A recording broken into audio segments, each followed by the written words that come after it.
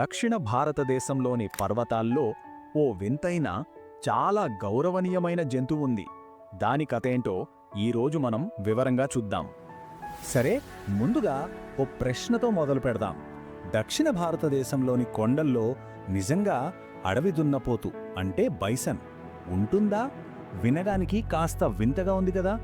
కానీ ఈ ప్రశ్నే మనల్ని ఓ ఆశ్చర్యకరమైన నిజం దగ్గరికి తీసుకెళ్తుంది. అయితే అది బైసన్ కాదండి. ఆ రహస్య జంతువు అసలు పేరు తోడా గేదె.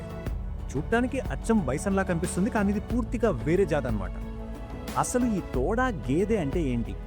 సింపుల్గా చెప్పాలంటే ఇది నీలగిరి కొండల్లో ఉండే తోడా గిరిజన తెగతో ముడిపడి ఉన్న ఒక రకమైన సెమీ వైల్డ్ బఫెలో.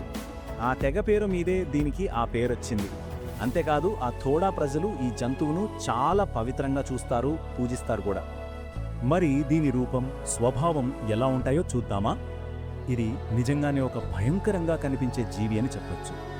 ఇది చూడటానికి బైసన్కి జెరాక్స్ కాపీలా ఉంటుంది. ఎందుకంటే దీని మెడ, తల, వీపు మీద దట్టంగా జూలుంటుంది. శరీరం కూడా పొడవుగా చాలా బలంగా ఉంటుంది.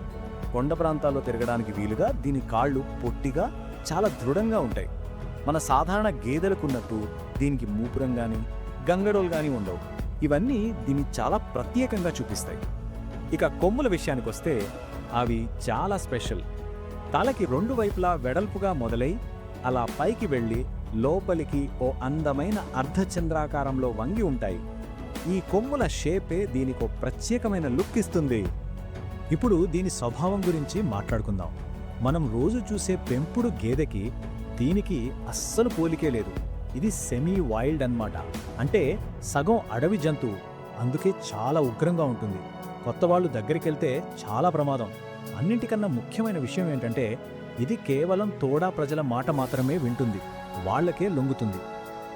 నిజానికి అపరిచితులు వాటి దగ్గరికి వెళ్లడం ప్రమాదకరం అని గట్టిగా చెప్తారు. దీన్ని బట్టే మనం అర్థం చేసుకోవచ్చు ఇది ఎంత వైల్డ్ నేచర్ ఉన్న జంతువో. కాబట్టి దీన్ని దూరం నుంచే గౌరవించడం మంచిది. సరే, దాని అడవి స్వభావం పక్కన పెడితే ఇప్పుడు మనం దాని సాంస్కృతిక ప్రాముఖ్యత గురించి తెలుసుకుందాం.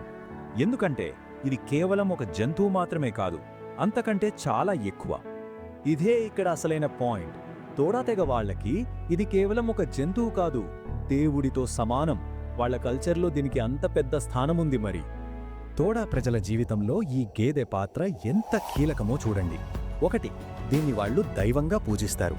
2, వాళ్ల మతపరమైన వేడుకల్లో ఇది సెంటర్ ఆఫ్ అట్రాక్షన్.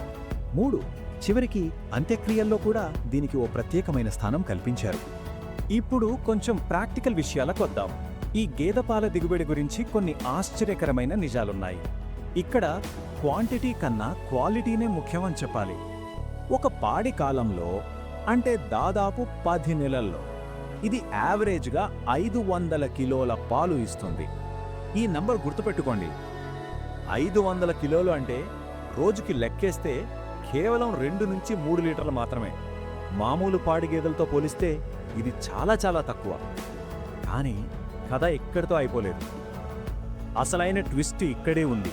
పాలు తక్కువే అయినా ఆ పాలలో వెన్న శాతం అబ్బా 8% పైగా ఉంటుంది.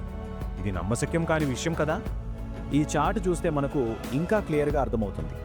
ఫేమస్ ముర్రా గేదె పాలల్లో వెన్న శాతం సుమారు 7% ఉంటే ఆవు పాలల్లో 4% ఉంటుంది.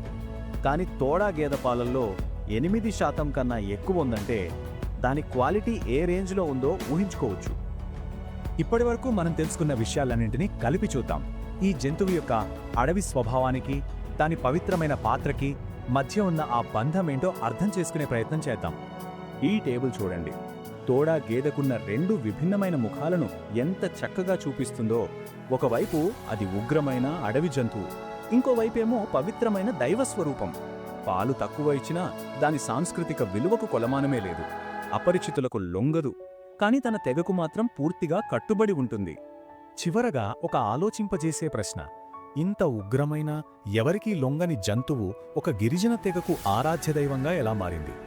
మనిషికి, ప్రకృతికి, సంస్కృతికి మధ్య ఉన్న ఈ విడదీయరాని బంధం గురించి ఇది మనల్ని ఆలోచింపజేస్తోంది కదూ. స్నేహితులారా, ఒక విషయం చెప్పాలి. ఈ వీడియో వెనుక గంటల కొద్ది కష్టం ఉండొచ్చు, కానీ మీ జీవితంలో ఇది చిన్న మార్పు తెచ్చినా నాకు అదే పెద్ద సంతోషం. బిఎస్ఆర్ లెర్నింగ్ హబ్ కేవలం ఒక ఛానల్ కాదు, అది మీ గమ్యాన్ని చేరుకోవడానికి నేను వేసిన చిన్న వంతెన. నా ఈ ప్రయత్నానికి మీ ప్రోత్సాహం కావాలి. దయచేసి సబ్స్క్రైబ్ చేసి మన ఈ జర్నీలో తోడుగా ఉండండి.